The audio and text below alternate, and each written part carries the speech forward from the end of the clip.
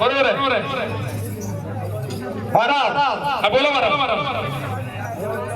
कौरव पांडवांचं युद्ध झालं म्हणजे कौरव पांडवांचं ज्यावेळी युद्ध झालं कौरव पांडवांचं युद्ध झाल्यानंतर युद्ध झाल्यानंतर कौरव सर्व मारले गेले कौरव सर्व मारले गेले कौरव मारले गेल्यानंतर कौरव मारले गेल्यानंतर पाच पांडव होते पाच पांडव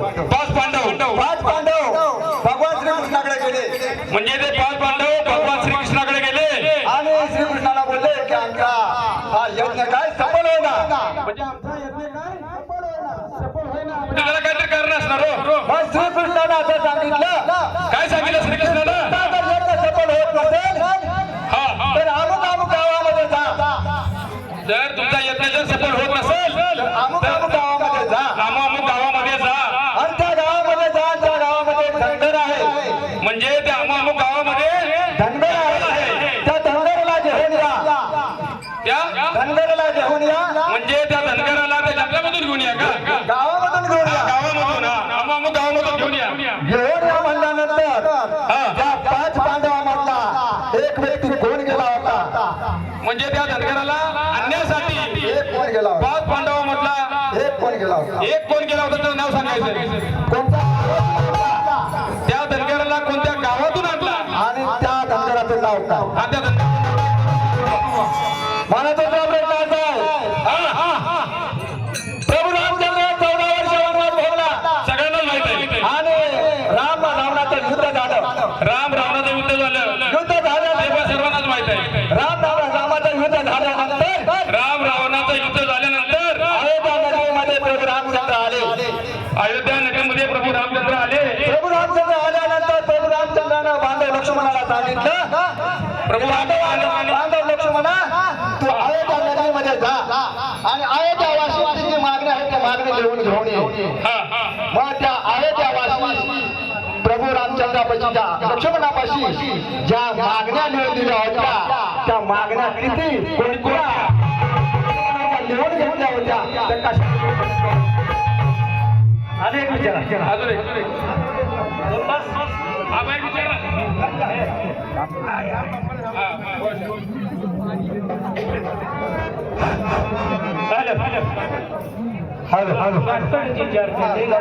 श्री अवधूत दत्तात्रयाने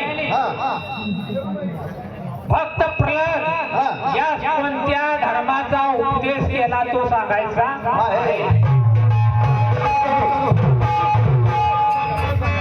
श्री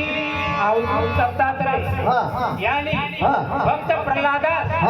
कोणत्या धर्माचा उपदेश केला तो सांगायचा